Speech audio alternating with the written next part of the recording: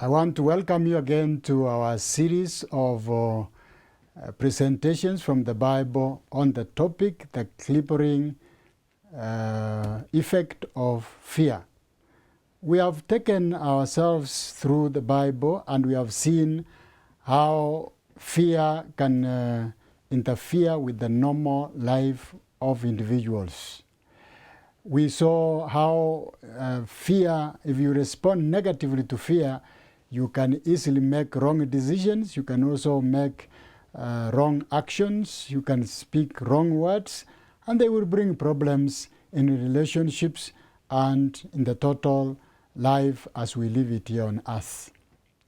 In the last topic we had is God creates dead ends, so that this dead ends creates fear, but there is a purpose. You remember what we said is God creates dead ends for two purposes.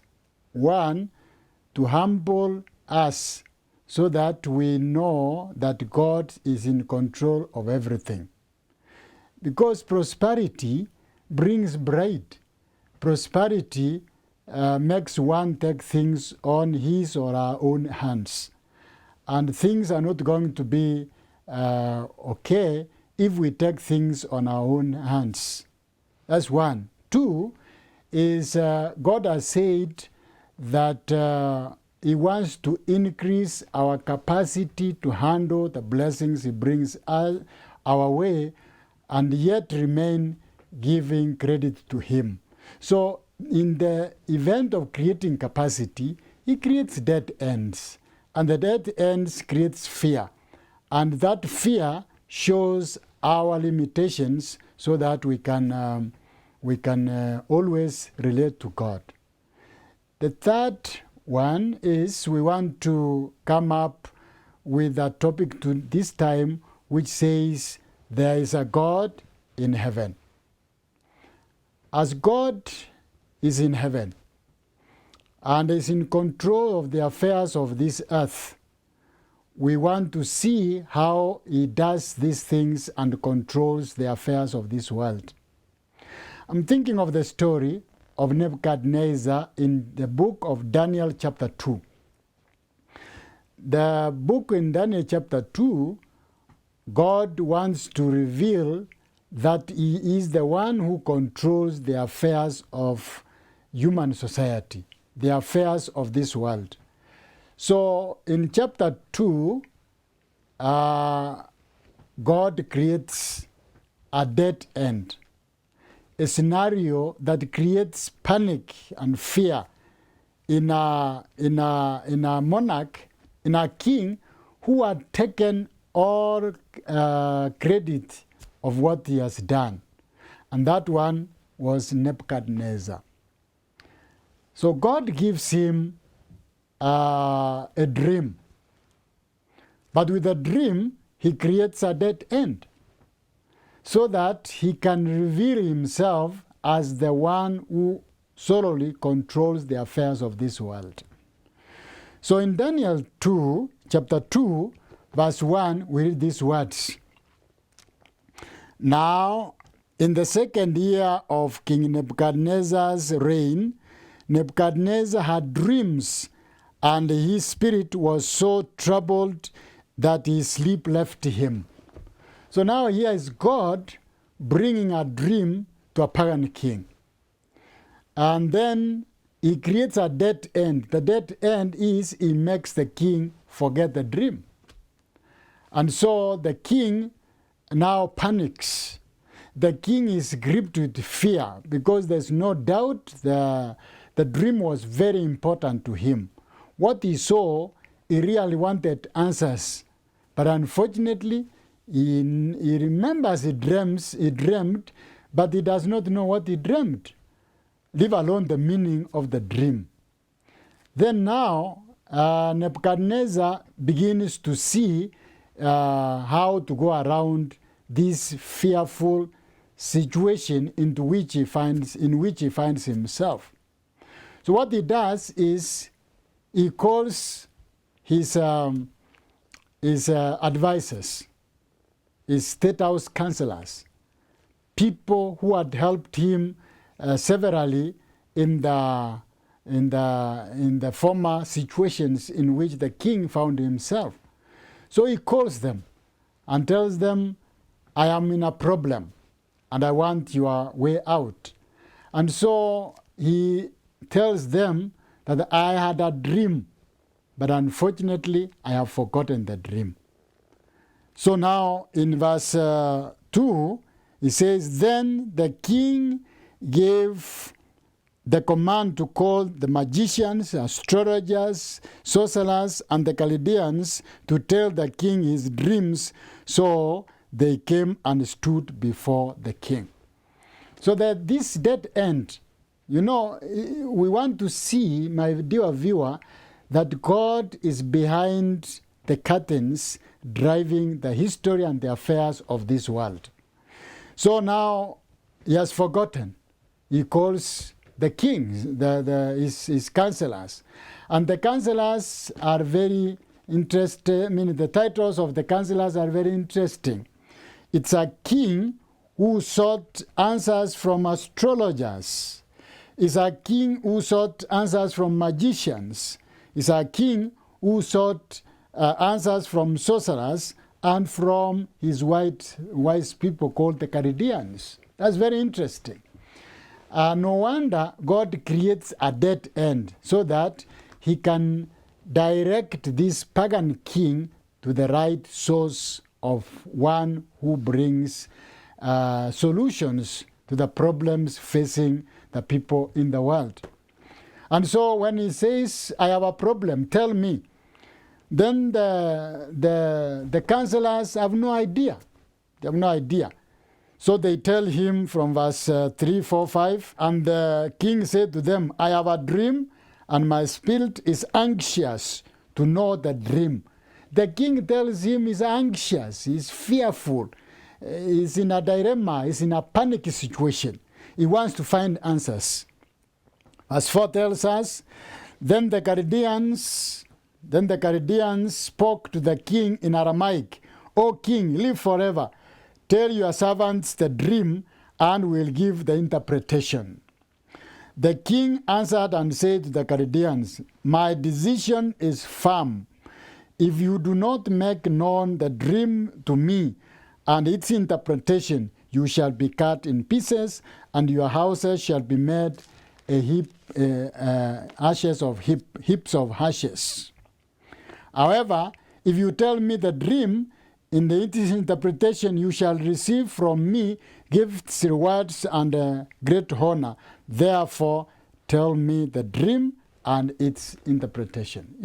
Now the king is in a really panic situation. He doesn't know what to do. His advisors do not know what to do. They have no answers. And so here is a situation where the king and his advisors have been thrown into fear. The king is in the fear and panic of a dream that is very important, but they can't remember. The magicians and astrologers and these other counselors have also been put into panic because they have been told, you don't tell me the dream and its interpretation, you are dead. Not only you, but your families. So now here is the entire state house is in panic. The entire state house is in fear. The king cannot remember the dream or its interpretation. The counselors are unable to tell the king the dream and the interpretation. And so it goes on. They say they plead with him. They say, this thing is difficult. We have no idea. And why did God leave them in this situation? So that they have no answers and the king does not have the dream and its interpretation. God is communicating through Nebuchadnezzar that the answers to the problems in the world do not come from the world. They don't belong in the worldly realm. It belongs in heaven. And so God makes it impossible for the magicians to play around these answers because he wants to communicate very clearly once for all that the problems on this earth are not solved by the tricks and plans of the earthly kings and counselors. It is solved by God in heaven himself. And so God brings, as the king pushes his counselors into giving him the answer, they also come to a humble submission that the answers to the worldly problems, to the problems in the world, do not belong in the world. Let me read to you, dear viewer, verse 10. Verse 10, the Chaldeans answered the king and said, there is not a man on earth who can tell the king's matter. Therefore, no king, lord, or ruler has ever asked such things as any magicians, of any magician, astrologer, or Chaldean. Verse 11, it is a difficult thing that the king requests, and there is no other who can tell it to the king except the gods whose dwelling is not with flesh. You know, even these ones have come to the humble submission that answers to the problems in the world do not come from the world. They come from heaven. They have come to that conclusion.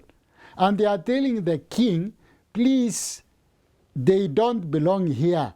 Answers don't to the problems in the world. Problems like disasters, like floods, like diseases, locusts, and all the things that devastate the earth do not come from the world. That's what they have said. And that makes the king more fearful, more panicky, and more furious. And that one we read from verse 11. The answer did not please the king, because now the king is in a fearful mode. What he wants is an answer. And he says, the answers must come from you. So he gives a decree that all his counselors be killed. Not only them, but whoever has been assigned the office of a counselor in the king's state house.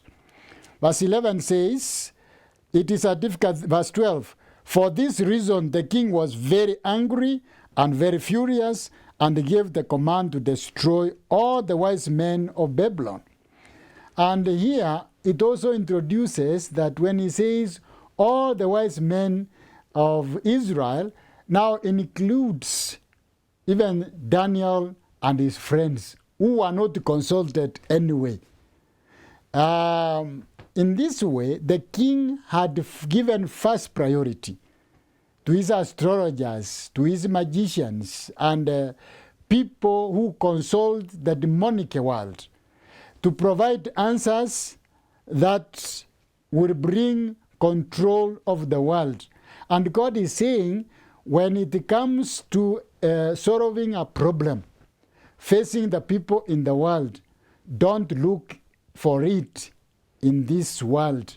Don't look for it from magicians, from astrologers, from weather forecasters, and anybody who may bring the answer because they do not have. And so Arioch, the king's man, wants to go out and carry out the decree. But interestingly, he begins with Daniel. He goes there and says, we have been sent here. You can't provide answers. Now everybody is generalized. You can't provide answers to the king, so you are going to be killed. Then Daniel says, what is the matter? He explained that the king dreamed, but he has forgotten the dream. He has consulted with his people. They can't give the answer. They can't give the interpretation. So he has decided he's killing everyone. Then he said, okay, take me to him. And he went and asked for permission. Then he presented the case to his people, who consulted heaven for answers, because that's the right thing to do when it comes to consulting solving the problems that face the world, especially if they are devastating, as we have the coronavirus now. It's devastating. It has sent everybody into a panic mode. Everybody is afraid. They don't know what to do. They have no answers. No one. Scientists don't have. Politicians don't have. People in the world, or specialists, do not have. Now we have reached where Nebuchadnezzar reached. And so now the answers we are giving is what Daniel gave. So after he prayed, the Bible tells us that God was merciful to his people. So he revealed that dream to Daniel. He repeated it. So Daniel had answers. He comes to Nebuchadnezzar and says, now I'm ready for an answer. And you can imagine the sigh of relief it brought the king.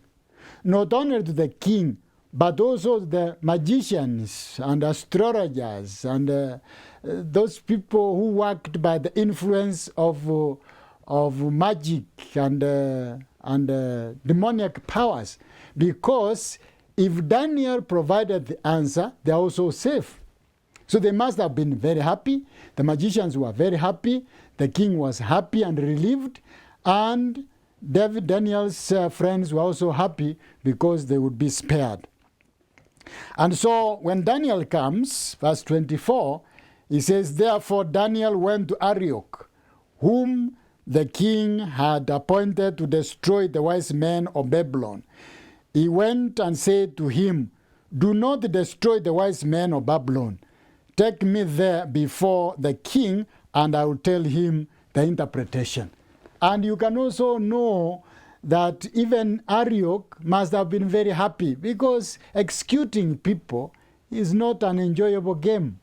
Not at least not to Arioch, because Arioch was kind of the state house controller, and he would have wanted to see that the people live and advise the king and direct the affairs of Babylon. So when they get there, Daniel stood in the verse 27 says, Daniel answered in the presence of the king and said, the secret which the king has demanded, the wise men, the astrologers, magicians, and soothsayers cannot declare to the king. So he wants to begin with the right bottom line. He says the problems, the answers to the problems of the world do not belong to this world. Not the wise men, not the magicians, not to the astrologers, not the wise men of this world, not the scientists, not to anybody. Now Daniel prepares the king, and who is now prepared to listen because he has no answer.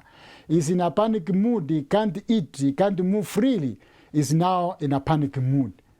And viewers, the church should provide the answers.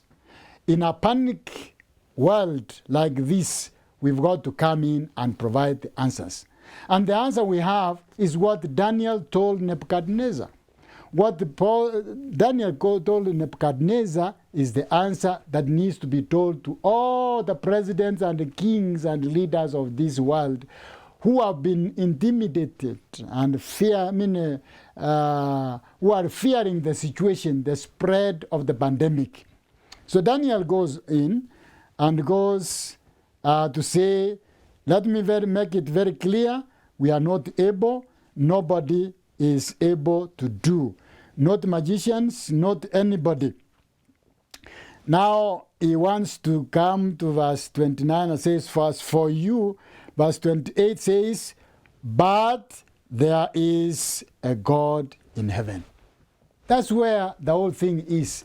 Says, don't look for answers anywhere. There is a God in heaven. And this God in heaven, whom we read in verse 28 says, "But there is a God in heaven who reveals secrets." Even the secret of this coronavirus, it is the God in heaven who is going to reveal the secret. Who wants, if it is a vaccine, he will reveal it to us. If it is removing, he will reveal it to us. If he's using it to tell us our unfaithfulness and where we have gone, our disobedience, our mischief, he will reveal it to us. If he removes it without a vaccine, he will do it. The reason is there's a God in heaven who has all the answers to the problems of this earth. And that one now removed all the fear from the king. And the realization, my dear viewer, that there is a God in heaven who handles all the issues on earth that face people should give us all this that we need.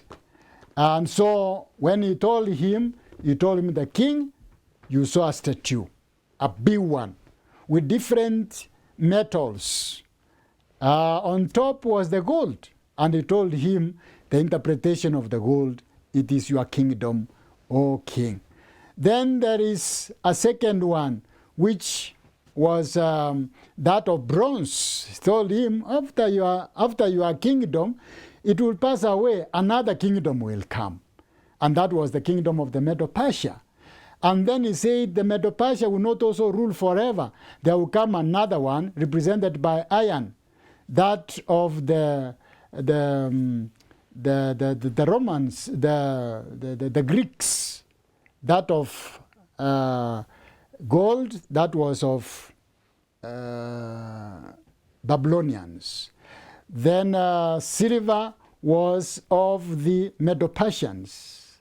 Then bronze was of the Greeks. And that's what he was now telling him. And as he was talking, the fear disappeared, and there was now jubilation and happiness that came to the king. And then on, he said, after the Greeks, the Romans will come. After the Romans, it will split to 10 kingdoms, and finally the kingdom of heaven will come and crush, destroy all the kingdoms and rule forever and ever. And so this is what it gave. All these answers, my dear viewer, that there is a God in heaven who reveals secrets, who answers who answers difficult questions that we have, who alleviates all the fear we have, including the fear of coronavirus. We want to say, may that king in heaven, the God of heaven, who solves problems, who is represented by the stone, which comes to crush problems now and here and there, and makes a way, and will ultimately crush all kingdoms and take over and bring a new kingdom. Let him receive honor and glory forever and ever. My dear viewer, this has been a problem all the time. Even in Habakkuk's time, he was also very panicky, very afraid, and asked God questions. Where are you when your law is paralyzed, when things are done in a way you would not put? He only said in Habakkuk chapter 2, verse 20, he said, Habakkuk, if you want to know and record for all people who will live in this world, tell them one thing. Verse 20, Habakkuk 2:20 says, but the Lord is in his holy temple. Let all the earth keep silence before him. My dear viewer, what more can I say? When problems face the world, don't look in the world for answers. look at the God in heaven who answers all prayers, personal, as a group, as a nation, as a world, and we have got to put our trust in him. May God bless you as you meditate on this great topic, that for all the problems in the world, let's not waste time looking around. There's a God in heaven. Let's take the precautions we have been given, but the final answer will come from the God of heaven.